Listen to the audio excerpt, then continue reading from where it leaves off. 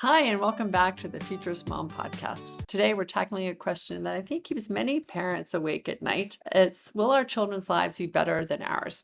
Recent research shows that most parents don't think so. And it's hard to blame them when the economic playbook that we grew up with seems to be breaking down, not just the economic, but the societal playbook in general. But what could that breakdown be creating in terms of an opening? What if the economy that our kids inherit is one that no longer relies on endless growth and extraction, but could actually make them happier, healthier, and more fulfilled, not just in materialist ways, but also in community ways, right? It solves multiple layers of needs that we have that often we've ignored in most of our economic design and planning thus far. Hi, my name is Nancy Giordano. I'm a strategic and exponential futurist that helps organizations and leaders think about the future in new ways through lots of different work that I do in terms of keynote speaking and writing. But the thing I'm really passionate about is ensuring a safe and thriving future for us all. And I'm so excited to invite one of our pinkers, a person you need to know, today into this conversation. Our guest, Gaya Herrington, is here to help us reimagine what's possible. Gaya is a sustainability researcher, published author, and global speaker on replacing the economic goal of growth with human and ecological well-being. She contributes her work in many different places, and her research in 2021 went viral when she revisited an old MIT study from 1972 on the limits of growth and helped us really realize how close we are to the collapse of many of the systems that had been predicted 50 years prior. So the question is then, what do we do with that, right? What does it change in terms of our understanding about how economic systems work, and how can we reframe that both for ourselves and for our children moving forward?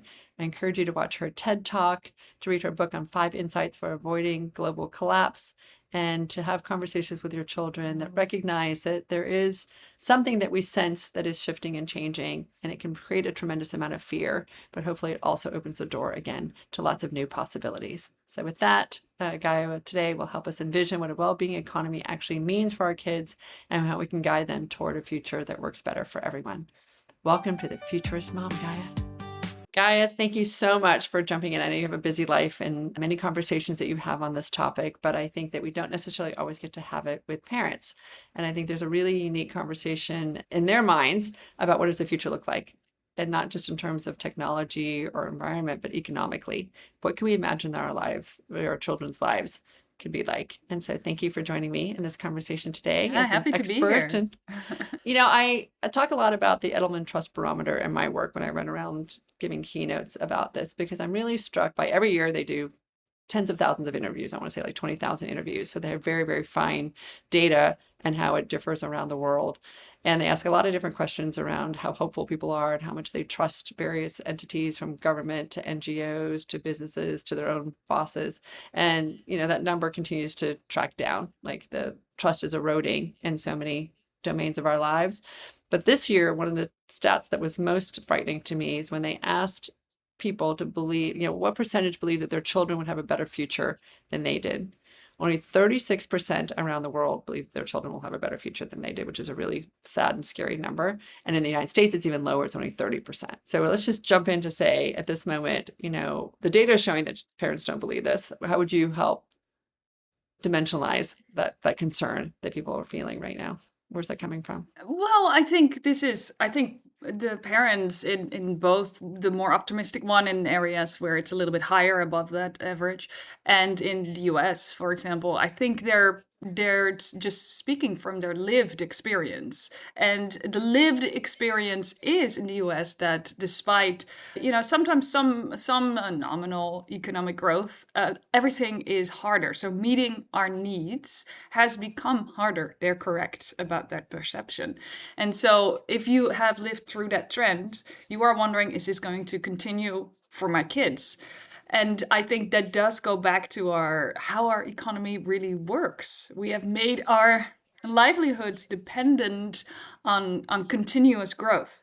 And that's not really possible on a finite planet. And especially at material consumption levels where we are at, first of all, it's not really meeting our needs, because after a certain level of material consumption, it really, we have more emotional and spiritual needs, and those are sometimes this overconsumption goes directly against that. But also, it's really not tenable, right? And we know that. So it's hard to even enjoy what you have today if you're not sure it's going to still be there tomorrow. And I think a lot of people are feeling that right now.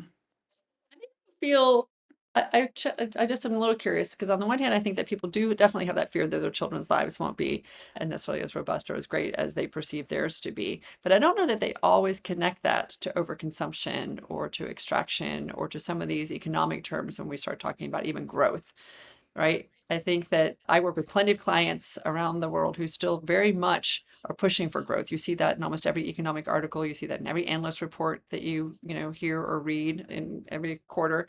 So I think we have these fears, but we don't recognize that it's connected to this concept Mm-hmm. of relentless growth. I was Mm-hmm. even actually just reading a short essay that was an excerpt of the book Abundance from Derek Thompson and Ezra Klein. I don't know if you ever had a chance to Mm-hmm. take a look at it, right? But they're all I've like heard of it. It pro-growth. was very, very clear. Yeah, Very, the pro very pro hard growth, push. It right? was everywhere at some point. Hey, are you interested? I'm like, I already told you no. Right. But what I think it's interesting that again we say we want this, but we can't seem to pull ourselves away from this concept of growth. And I think I unfortunately didn't make it through the entire TED Talk. I'm so sorry. I want to watch the whole thing, but I love the way you set it up and you talk about the work of the introduction of GDP, sort of how we got here, right? When did growth become the thing that we're all chasing?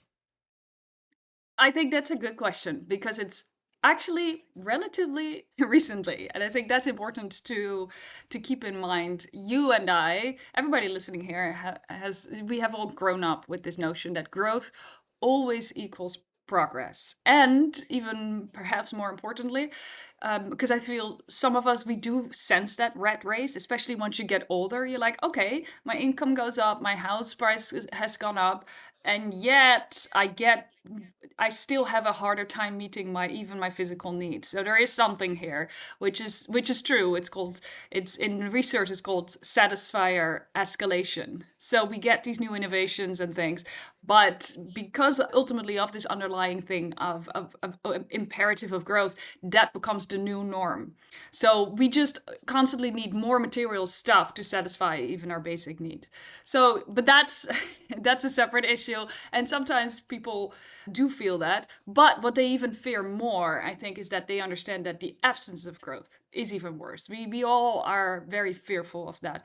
I am fearful of that too. This is very understandable because our livelihoods have been made dependent on growth. And in the absence of it, we have a recession and we can't guarantee our livelihoods. The point is that this is a policy choice. It's not a natural law. So that's where it starts.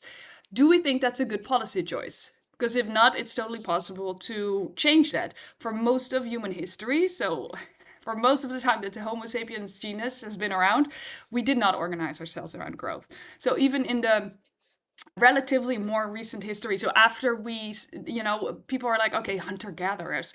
Okay, first of all, hunter gatherers had the life that we typically aspire to. Okay, so we had very strong community, we had abundant food everywhere, and we worked about 3 to 5 hours every day. So it could be worse, really. I Say will lifespan wasn't so great back then, Gaia. So And I completely agree, and I'm so glad we have modern medicine. I also am very glad that we have the internet. Okay, so I'm not saying you're absolutely right. I don't want to romanticize that, but we were not living in poverty. I think that's important to realize as well. That human beings there, in many ways, it was relatively much easier to have our needs met. So people there had less stuff than homeless people, but their needs, all of their needs, so the physical, social, and spiritual, are all much more satisfied than for homeless people who of course live on the fringe of society. But as for most of human history, and I completely get your point, I'm like, yes, but some things are really good, and of the technology, I completely agree. But it was totally possible to organize around human needs and design an economy that satisfied them by design, so as a default, and not, fingers crossed, through growth. And we really only started to change that in the 1950s. Before that, we had already started as well. I was gonna say those. Capitalism is around 1800, and before that we had feudalism, which was also very unequal. But still, in the history, throughout history, we've had different kind of forms of organization, and most of the time we did organize much more egalitarian than what we see today, for example, in the US, and much more around, hey, maybe everybody should have access to food. Maybe we don't let anybody starve here. And that is a policy choice. That's a meaning, that's a ultimately something all of us decide together whether we find that acceptable or not. I also understand most people feel disempowered. So that goes to the governance, and it goes back to the trust that we feel we don't have in each other, we don't have in the government. But ultimately, all of this is a social construct. Yeah, I mean, there's a long economic conversation we could have around this. And you and I know some of the same people who are doing this work. Rihanna Eisler is one of them we just mentioned. Douglas Rushkoff has been doing some really interesting work around that. It does, does the same kind of comparison to back into medieval times when people, made money at the end of the day and then they just sort of like they weren't accumulating. It wasn't about trying to save and get bigger. And I think that whole mindset again about the fact that I need to have more and more and more. I went to the Consumer Electronics Show last January, and I have to say it was horrifying. You walk into that and everything is about more and bigger and more power and just owning like whether it's owning attention or owning stuff or owning market share. Everything was about the domination of the market, and none of it was focused on better.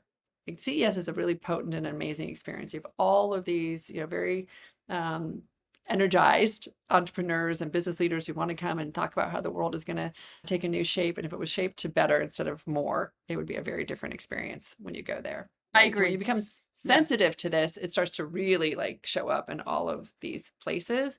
So let's go to the work that you did and connecting this not just as an economic lesson, because again, we could spend a lot of time going into the role of GDP and the fact that it measures, Before we do everything. that, can I Good and just bad. make one point? Sure. I also use the Edelman Trust Barometer.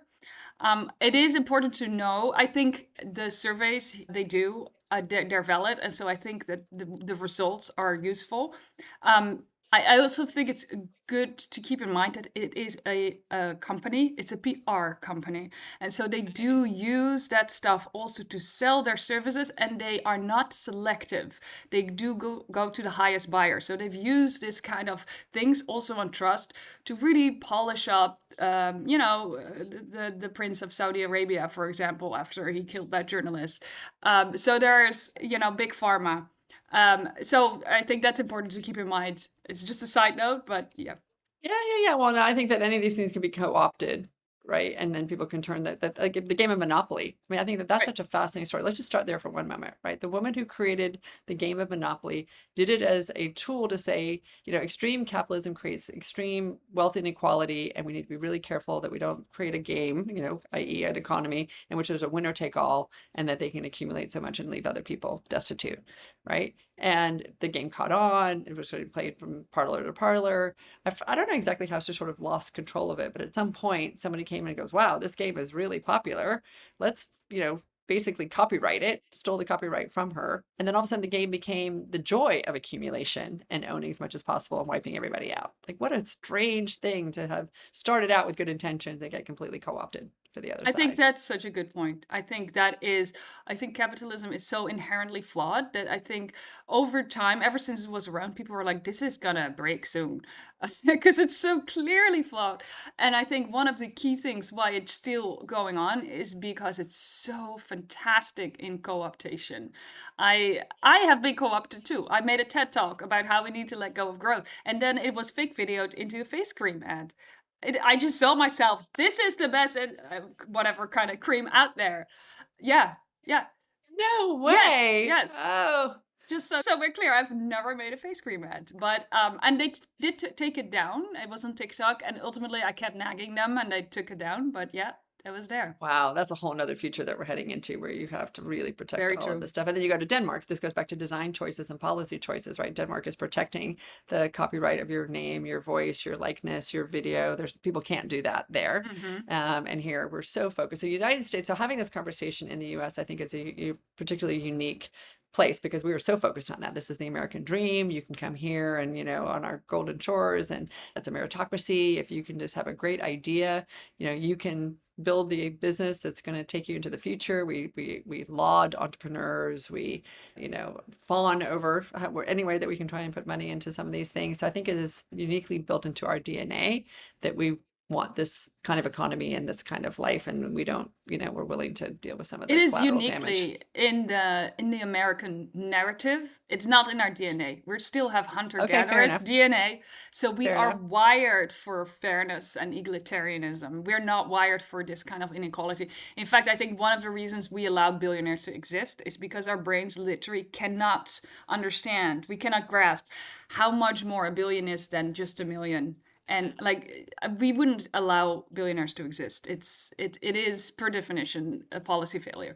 But yes, you are right. It is in the American narrative. Ever capitalism has been your only economic model. Europe and all the other continents, really, except for Australia and New Zealand, maybe. No, because you had your indigenous people too. So you all there were these economic systems that existed before, and that knowledge is in America too, still very much present in indigenous populations here. Like I talk about a post-growth or well-being economy in my work, but really it's just an indigenous economy. It's this notion of regeneration, right, or ecological economics. It's all, for me, it's all the same thing. You have our economy is a subset, is wholly embedded in society, is wholly embedded in our ecosystem, and you can't grow infinitely in that. And when you start to do that, you start to really destroy all the things around you that have the most value. And to keep looking at it through the short-term lens and not through the long-term lens. We talk a lot about the wisdoms that are going to, get us into a future that hopefully that we want to all live in. And certainly in indigenous wisdom, natural wisdom, that's embedded in nature, in feminist economics. There's so many places where that wisdom has been suppressed and oppressed, very overtly dominated out of existence. And now we're hopefully finding a way to pull it back. But I think this concept of 7 generations, that we're thinking about this, not just across, my lifetime or even my children's lifetime, but we're thinking about, what kind of descendants, our Exactly. ancestors. Yeah. So do you want to dive into the work that you did on limits of growth? Do you want to just touch on that for a moment, just to talk about sort of what has led it? Do you want to jump into defining a well-being economy for us? Oh, yeah. I step? mean, I can very quickly go into my limits to growth work. It was a bestseller in 1972, and I think it caught on for a while. Then people realized how much it attached to reducing inequality, even though it was a global model. So for a while, people Let me thought it back up for was 1 second. It was a study that was a book that was written out of MIT. It was work that right. MIT did in 1972. So Yes. that was not your work yet. You were, I Oh, don't even no, know if you were here absolutely yet. not. No, I was not there yet. So So before it you were was born, there. MIT did work. You're right. So yeah, so in 1972, a group of MIT scientists created the first of its kind world model, and it was a first of its kind because it was a way to model complexity. So they did that for the world, so all global variables, and they just ran it on. They ran several scenarios, and one of them was on historical averages only. So no additional assumptions. And they said, oh, if we keep pursuing growth, like industrial output growth, all the time, every year, in perpetuity, then we will see a collapse setting in around now. So a steep drop from a previous peak. It doesn't mean the end of civilization, but it is a drop in well-being and all other kinds of things. So at that time, it really caught on. Initially, it was a bestseller. Politicians were interested, also at Congress, because they were like, okay, because I think they thought it was an environmental work. Oh, yeah, that makes sense. We have limits. The planet is abundant yet finite, so we need to work with that. And I think at some point they caught on that, oh, but if ultimately what we have is finite, that means in order to eradicate poverty and all those things, we have to divide what we already have more equally. So it's directly tied to reducing inequality. And I think my personal opinion is that that's why it was squashed. It was very effectively buried because typically people like this generation, the 20 to 30-year-olds, they have never heard of the limits to growth, even though it was very accurate. So that's where my research comes in. Just a few years back, I did an empirical data update. So it was like, okay, let's take a few of these scenarios, including the business as usual one, so the one that only had historical averages in it, and see how these things line up. So there were variables in there like population, industrial output, those kind of things, pollution. I approximated that with carbon emissions. And it was very closely aligned, most closely aligned actually to the business as usual scenario. So that means we're heading towards the direction of a collapse. I wrote a book, 5 Insights for Avoiding Global Collapse at the time. We did not exactly change the direction, and so I do think collapse at this point is unavoidable. I think we're already in it. I think what lots of us are feeling, and that's also back to why so many people don't feel like the future is going to be better, because they feel that the system is breaking. And they may not know, they might not tie it to the growth pursuit. They might not agree, we know we don't agree on the solutions or the ways forward. But we do have a very broadly shared sense that this is not working and it cannot last. And I agree with it. I think we're all feeling the rawness of that system breaking. Well, we're certainly seeing that in our, the political choices that people are making right now, not necessarily by party, but just voting from a place of economic fear Mm-hmm. and seeing Mm-hmm. costs skyrocket at this moment, and then seeing this extraordinary income inequality. The fact that we actually have a potential tech executive that could potentially have a pay package of $1 trillion, like impossible. You talked about not being able to understand the difference between million and billion, never mind being able to understand billion to trillion. Like just like doesn't make any sense in any way, shape, or form. No. But it's because of a system that was built that basically incentivized that if you're able to, create this much in sales growth, then you should be getting, compensated equivalently for whatever that percentage is. And we distort what that looks like for people. So again, growth in the fact that I get to have more interesting products and services doesn't always get connected to the fact that the CEO now makes, multiple times higher than they ever made before. So the game has just become more and more concentrated and more distorted. Yes, I also think these are just crumbs. These are crumbs. We keep growing a pie at the expense of ultimately what goes into the pie, so the earth. That's why we have desertification and all the biodiversity loss and water pollution, etc. But also, what the largest share of that additional pie is not going even to the middle class or the upper middle class. They're still crumbs. That's why our livelihoods still feel precarious. That's why millionaires, small time multimillionaires, still feel like, yeah, kind of, I guess I'm okay, but like there's still fragility even for them. Yeah, for sure. Well, let's shift gears and talk about now what is a well-being economy. Like it is we can talk so much about the collapse and the fear around that and the real. When you talk about collapse, do you see it more in the environmental side or also in as we just said here again about the economic side of people feeling like they can't have their own needs met regardless of, where they are in their income spectrum? Like how are they feeling collapse? How are we feeling collapse as you describe it? Yeah.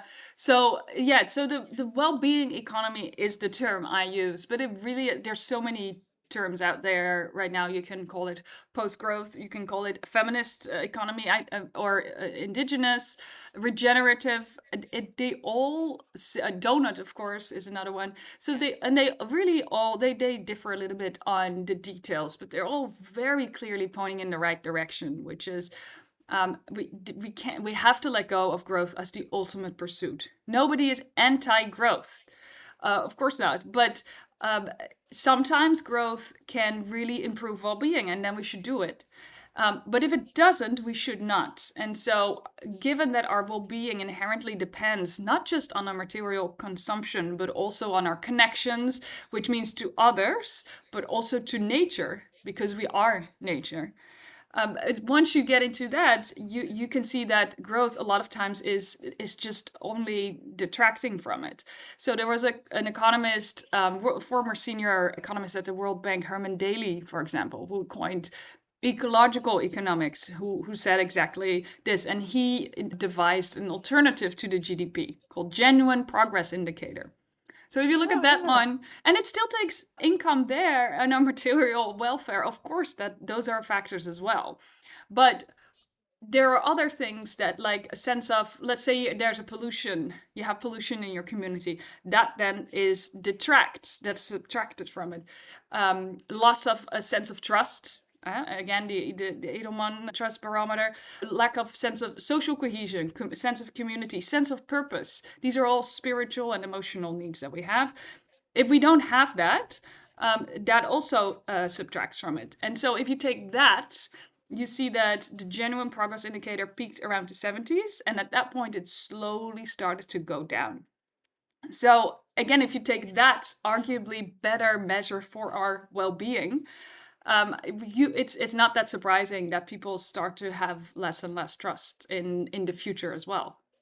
Or getting again that sense that they think that things are not thinking, but are experiencing the collapse, They're as you experiencing a describe it. downward trend in their well-being. Yeah. So yeah, Yeah. it's probably rational to think that that might persist for your children. Yeah.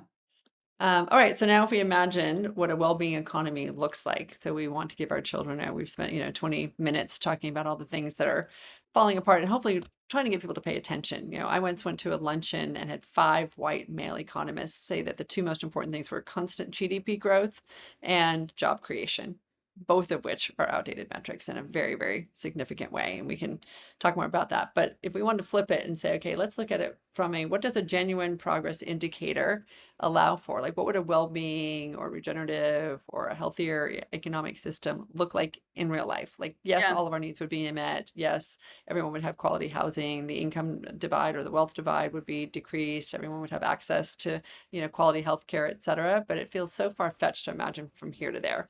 Yeah. All right. So let me talk about that. And I also want to make clear that I think those white male economists were neoclassical economists. They always they don't mention that as if they represent the only form of being an economist. This is not true. There are many schools of economics, and neoclassical is one, and they haven't done so well, if you ask me. So their theories have hardly lined up with what empirical data out there. So just to be clear, so I'm a And by the way, well-being. and thank you for making that point. And when you actually dig even more deeply into it, there was an amazing article once that I read. A lot of the theories or the concepts that underpin this were also just sort of made by guessing, not with real data. So it's not even like that was built on a very solid foundation. But It never was based was. on It a was lot of conjecture, a lot right? of conjecture about who we are as human beings. So this goes back to the ultimate narrative, and it always comes back to what you mentioned already, Rianne Eisler's work on partnership versus domination. So this Homo economicus. So to be clear, my second master's was in sustainability. The first one is in econometrics. So I'm actually very well versed in the whole neoclassical narrative. Okay, I know all these very intimidating formulas. If you're not good at math, I'm pretty good at math, so I'm not that easily intimidated. I'm like, I know what heteroscedasticity means, but they are Spell very, it. but they are very intimidating otherwise. And I personally think that's why they did it, because the those formulas only work when you assume human nature is like a maximizer, so a never satisfied man who's always calculating, apparently has all the information all the time, has fixed preferences, not influenced by social media, and and discounts impacts on others, including the family and etc. He only cares about himself, so he's incredibly selfish. That's the Homo economicus, a selfish maximizer. And that we have to assume that's human nature, otherwise those formulas don't work anymore. So there's always market equilibrium because we have these fixed preferences and everybody has the information all the time. It's what I mean. So it's completely unrealistic. Yeah, Nobody recognizes totally. Themselves in that. Maybe Right. a few. I think it's you could call that person a sociopath, and a few percentage of people are born sociopaths, but the vast majority of people are not like that at all. So, but I think the reason they kept it anyway is because you nip any kind of criticism in the butt, because if you make it look like it's an exact science, you don't want to argue with it. You want to argue with me about gravity? No, you're a fool if you do that. But it's not an exact science. It's a social construct. That's why I keep going back to that. So sorry, this is Well, no, and to your point, no, but also then, and again, a very gendered or a very, narrow belief system about how, to your point about humanity Have you is ever talked structured. about And Adam Smith? How he wrote his book by yeah, going right. back to his mom, doing all the Yes. care work for him? He wouldn't have been able to write that book. And I always, that really pisses me off. I'm Yeah, yeah, sorry. For people who don't know this as well, right? Because I did this story is actually really, and I think that was the point I was going to try and make before that I forgot about, but this unpaid care work and what a big portion of that. We talk a lot about the natural extraction from nature, but we also need to talk about the unpaid care work that is propping up the entire Extraction of economy. And so bodies and women, especially female bodies. Yes. 100%. But you go back to, again, the story of Adam Smith, who's considered the architect of the modern capitalist, framing, who, to your point, had his mother take care of him. And then when he got another appointment at another university, she moved with him and continued to cook his food and do his laundry and take care of all of his unmet needs. And he completely ignored any of that contribution to his success. Isn't Right. that So, like what a blind spot that is? So I mean, he saw the invisible hand of the market, which exists. The market is a very powerful thing, but all the I would call it the invisible hands that do our care work, the cleaning, the cooking, caring when you're sick, all that every day. That is the core of the economy. This society would fall apart within a week if we all stopped doing that, right? yeah. And if all marketeers stopped working, I think we'd be fine. You know, Yeah. we have no ads telling us that we're never good enough. Oh, boo! But, but like, it would be absolute chaos. The people collecting our waste, like all that care work that is either not paid or vastly underpaid, society would fall apart. It would be complete chaos, and it's hardly accounted for by neoclassical economists. Fair So, enough. Okay, so now we go back to a different form of economics or different framing or telling of the possibility of economics in which everyone again has their needs met, and we have distributed things in a way that feels a great deal more equitable, and still hopefully have the drive for innovation and for creation and for doing things, I think, in a interesting and positive way. So it doesn't become stagnant. I mean, I guess these are words like we assume that if we're not growing or we're not innovating, we're not creating, that we become stagnant. And you would argue with me about that. So oh yes, please, look at can I your argue face. with me? Yeah. Go, baby, Oh my go. God, yeah, you're really good at making me very emotional. You're a very good podcaster, I think. um, so listen, I don't blame you. This is one of the many false, I think, stories we've been told, right? We need growth for innovation.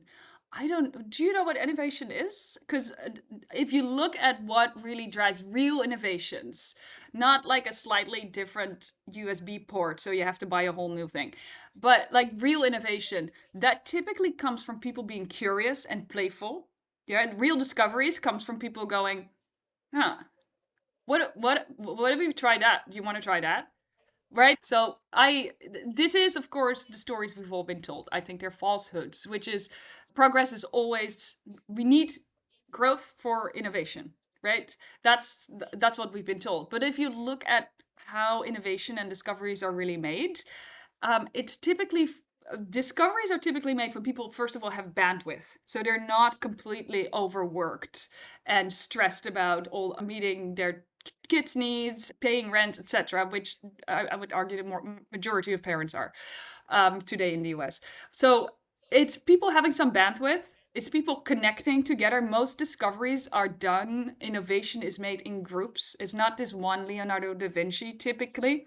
It's people working together. So it's playful, curious people, which we are, by the way. We're very playful and curious people. Once our basic needs are met, going, huh, what if we tried that?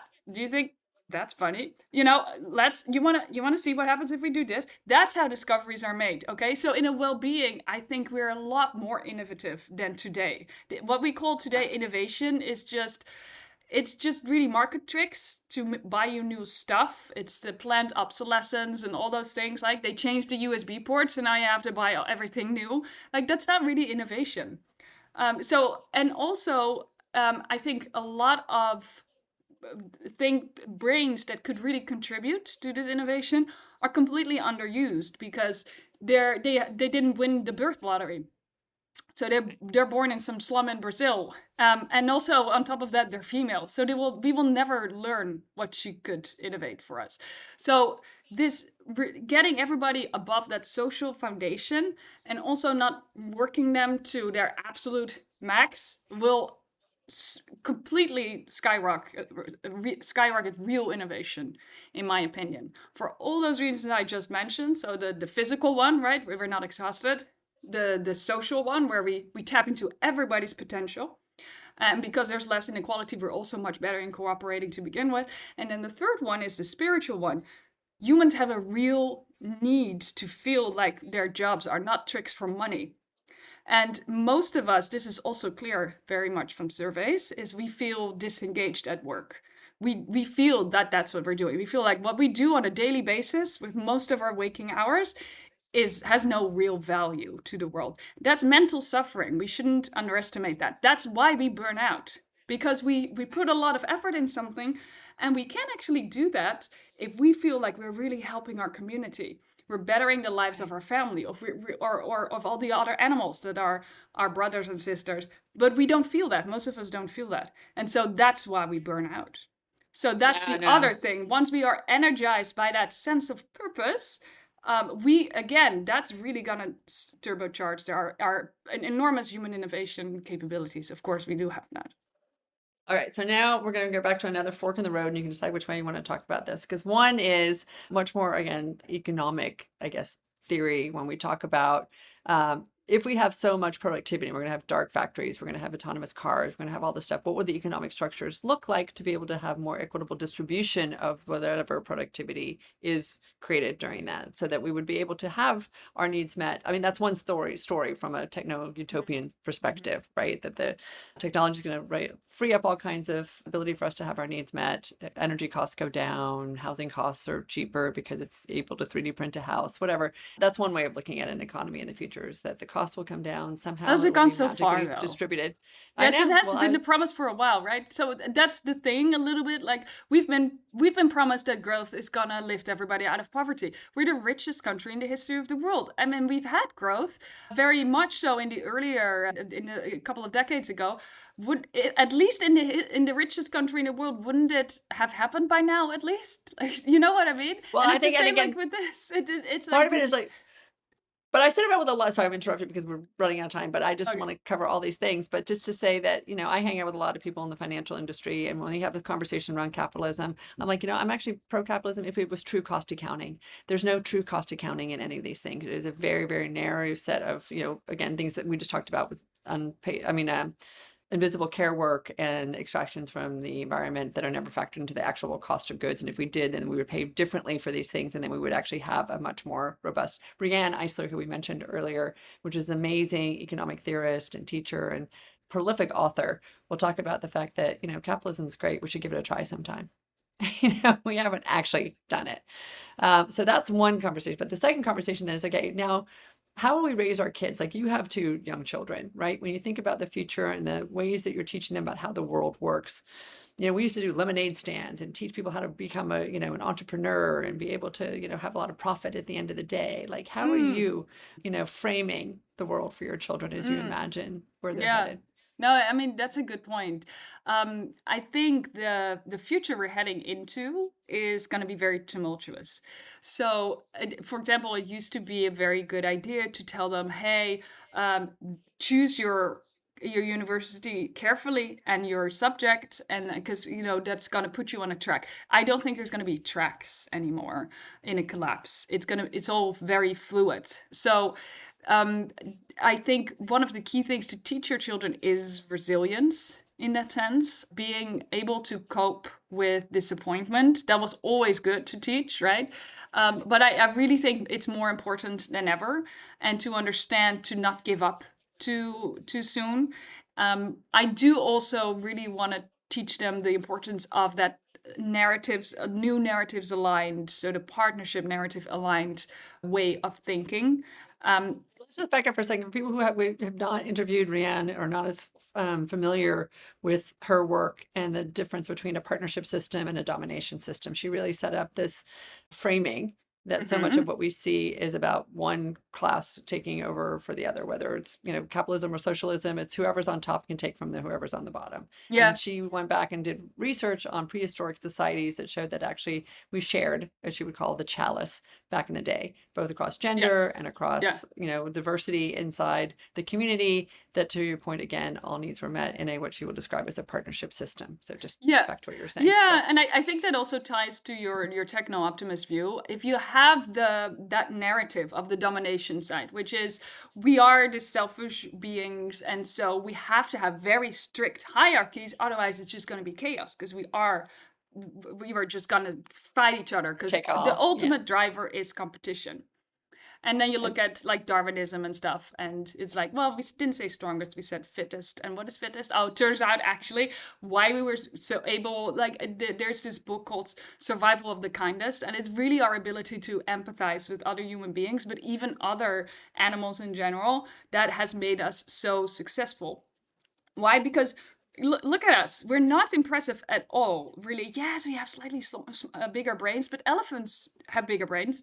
So, and they can't outthink us. They're very smart, but they can't outthink us. They're clearly not at the top. And I think that is really what biologists are very clear about, is that we are able to collaborate much better. Why are we able to collaborate better than any other animal? Because we're storytelling animals. So these stories that we tell about ourselves are the most important ones.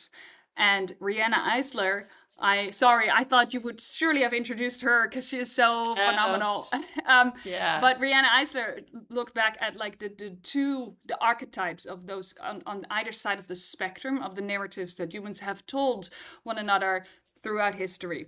It's a spectrum, obviously. There's not one like domination society and then there's a partnership one, but the domination is one, like I told you, it's marked by inequality. So differences between humans are qualifying.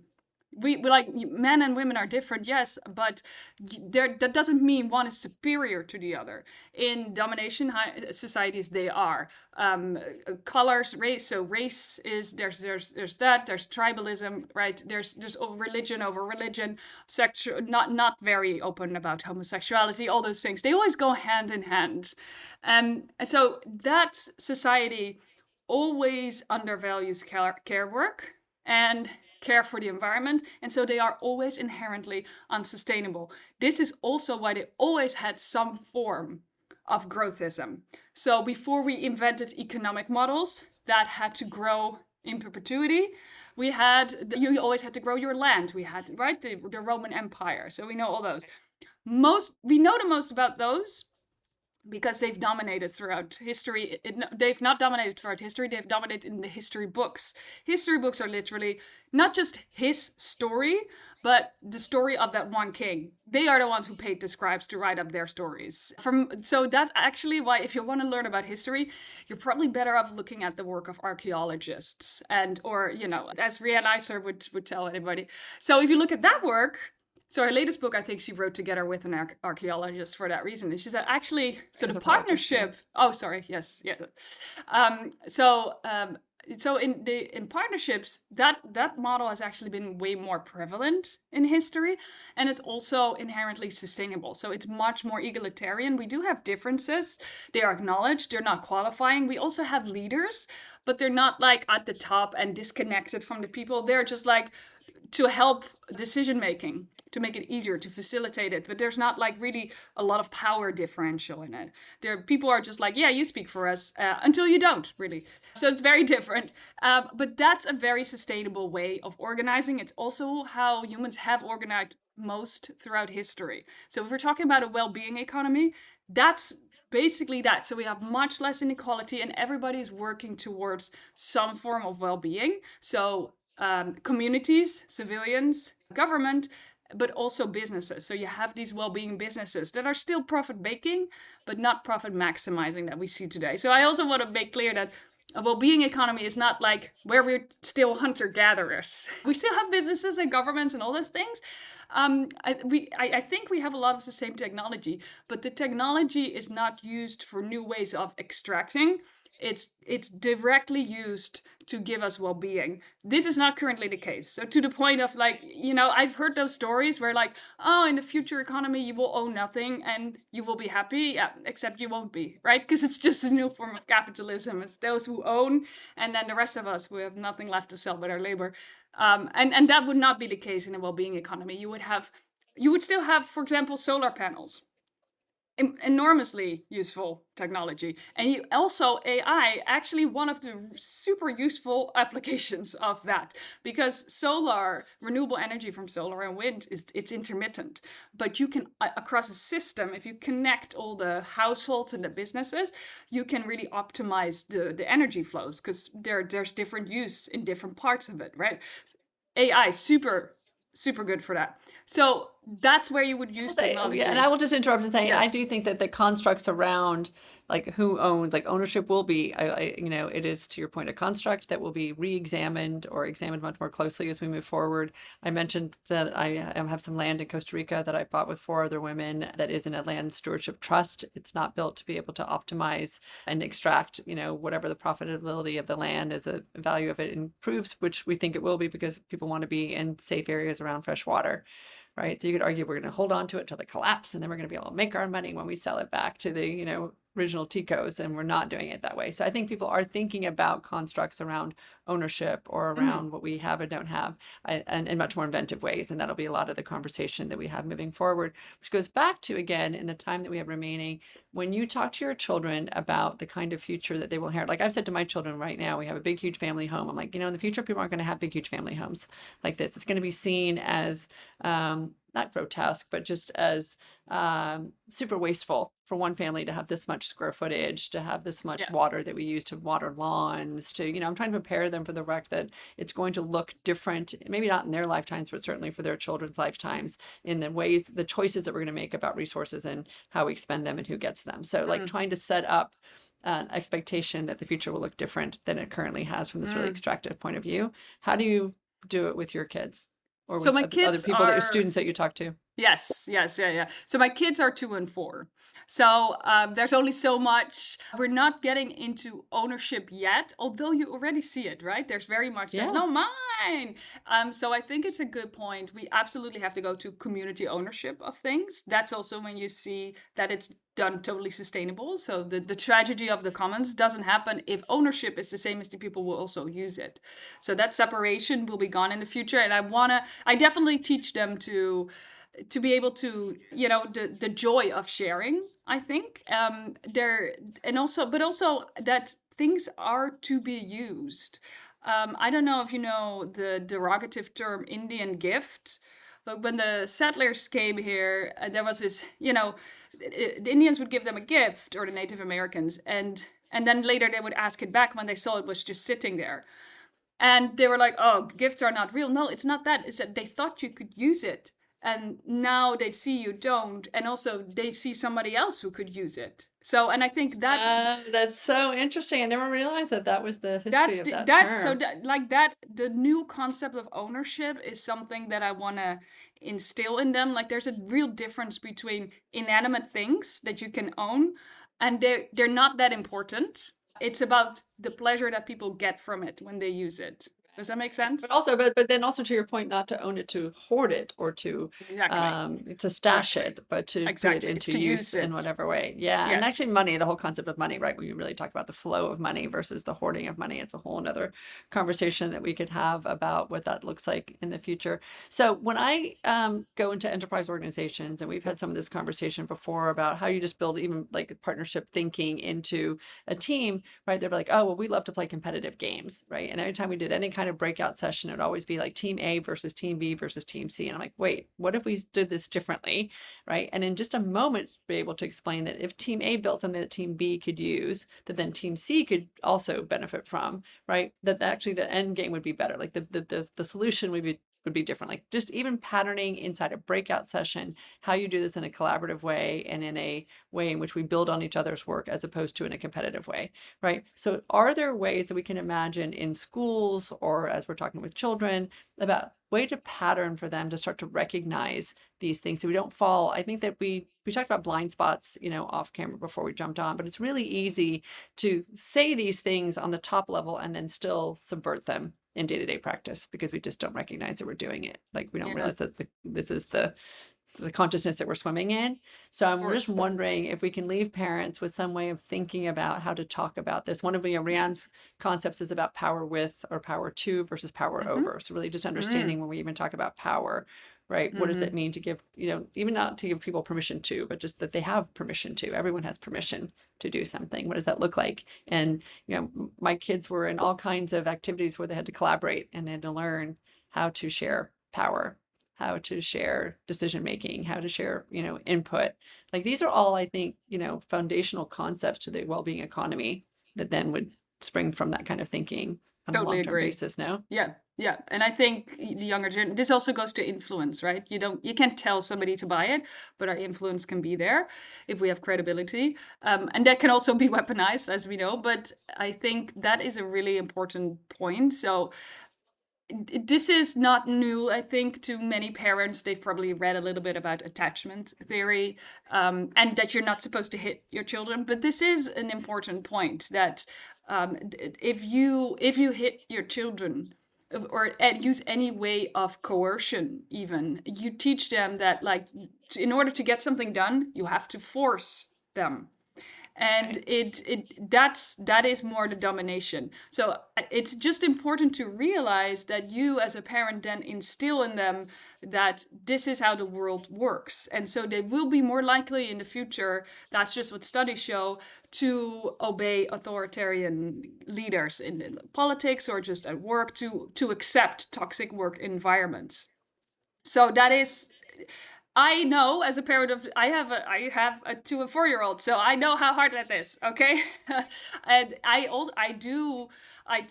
think I try to be, most of the time I'm successful in being patient, and sometimes I do raise my voice. That's aggression too, still. So you want to minimize that as much as possible. I know we're all fallible parents and we're human beings, but it is important to realize this is how you instill that domination versus partnership, where you Well, don't, I'm gonna.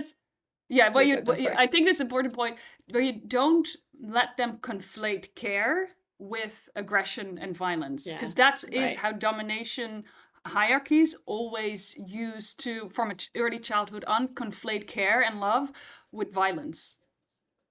Right. And then you ended up with this conversation around gentle parenting and then the sort of swing back. There was another episode that we did. I'll send you the link to it. It is about RIE, Resources for Infant Educators. It's a parenting or child rearing philosophy that is so aligned with all of this thinking. And it literally starts from the moment that you pick up your baby, right? And you make eye contact with them, you put your hands on them, you say, I'm going to pick you up now. And you treat them as Mhm. a Exactly. respected, sentient person who has at least, some, even if you're not asking the baby's permission to say, may I pick you up now, right? Right, Because you're going right. to pick them up and go do something, but you're at least Yeah, yeah. explaining to them what it is that you're going to do at that moment and including them in Including them. the Yeah. decision. And so these are like all of these things, right? When we talk about how we do child rearing from the very beginning, how we take care of ourselves, so we understand our own shadow selves, so we understand why we got triggered by that and why we reacted the way that we did, which was a big long lesson for me as a young mom. Is like I wanted to always be the good mom and the right mom, and when things challenged that, right, that's when the Oh, less yes. patient and less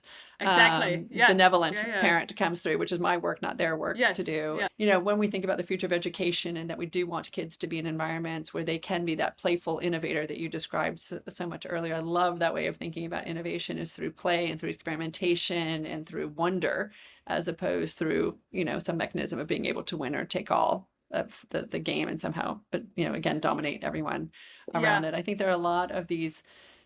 So maybe the real value of this conversation today, Gaia, is just to help parents open their own minds to thinking about the mythologies that we've been, enrolled in, and question them and ask really if it is true that we think that people are all super greedy and controlling and think that the only way to have a successful society if somehow I end up on top, or if we can really reframe that and question a lot of things. I mean, there's another book that I want to write called Repatterning the Future, which is so much about questioning every one of these historical things that we thought were truths Mm. about who we are and about how economies thrive, and look at them through a much broader, much more diverse lens, a Yes, historically respectful lens. I think that's very true. Where, we all know ultimately that to be a good parent is to just be gentle with yourself first, and and that's also starts with, what I do still on a daily basis is this enforcing the domination or the partnership narrative? Because we have all of those I love on it. a daily basis. We're bombarded by both, right? And it's very confusing. So I think that could help when we have more awareness and we can choose.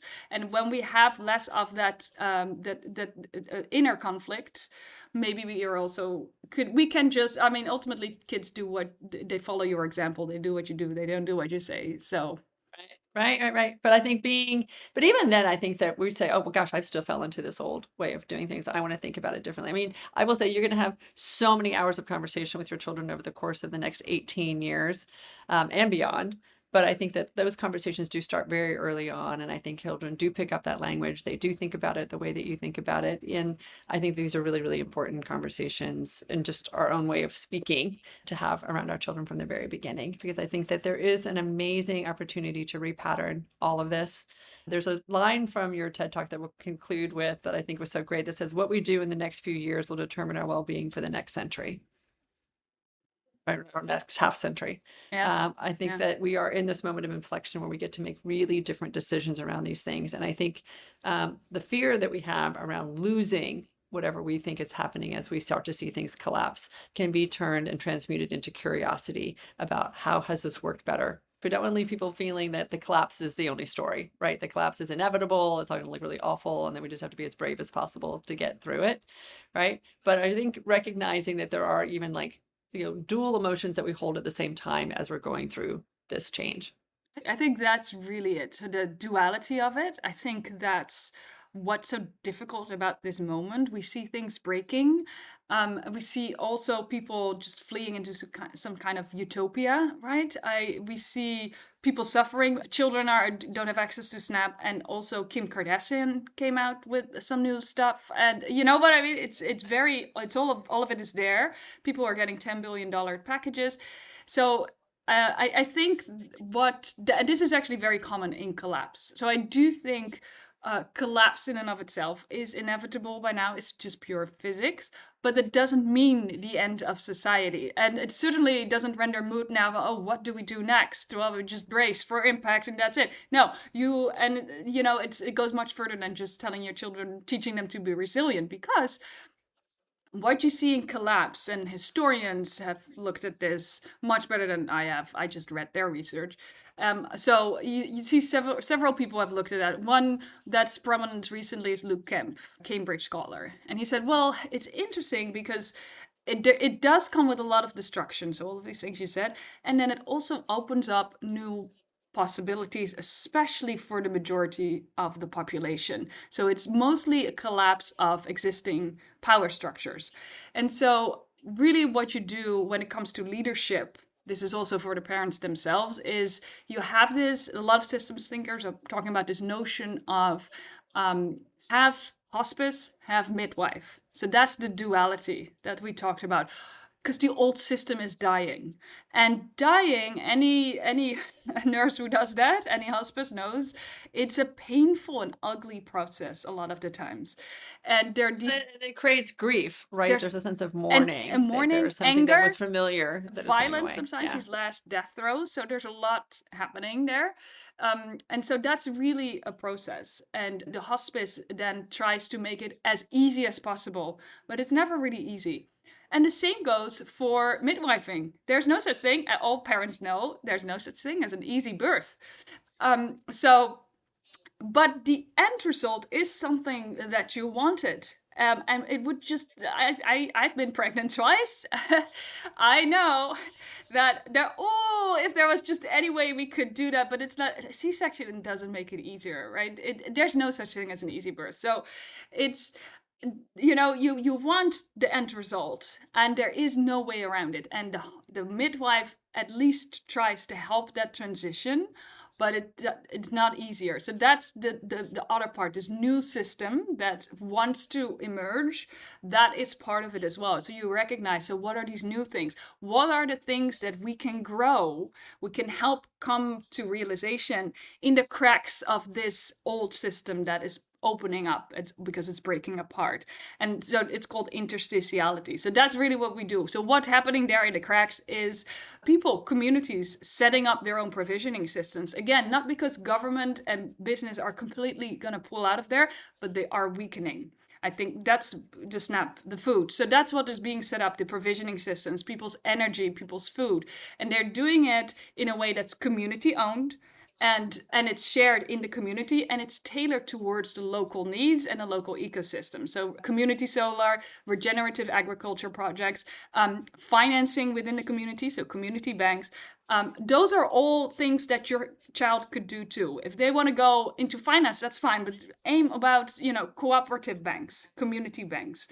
Food, you want to go in food? I know you have a background there. There's lots to do, but grow the food in a way that replenishes the soul. Totally possible. Renewable energy. AI, you want to create AI? Okay, we need these AI algorithms to optimize the energy flow. So there are a lot of things, and all these people need to be able to work together. So if you are good in helping people conflict resolution, those kind of skills, super important. So there's a lot of things you can do there still. I love it. I love the way being able to think about these again in terms of not just hopelessness, but the contribution that we're going to make. And we think about the genesis of these systems. And I would say Samantha Power has written a lot of book about bioregional finance. Great for kids who are interested in that way of imagining how we would design communities and the role of money and cooperation and setting systems up for greater group success, collaborative community success, and so there are a lot of amazing thinkers that are out there doing this work, including you, Gaia. So thank you again for the contributions that you make to it and all the hope you give us and the structures and framework. And I'm really excited to see the stories that you're going to tell your children over the next few years about how all of this works. And again, what will replace the lemonade stand? I really think that that's a really key question as we imagine teaching the potential of what economic systems could look like to hold us all well. What are the games that we play? So I'll let you think about that. We can come back and talk about that next year. What will replace the lemonade stand? I love it. Yes, I'm gonna stew on that. Thanks, Nancy. Okay, good. I can't wait. Thanks so much, honey. Take good care. We'll do more soon.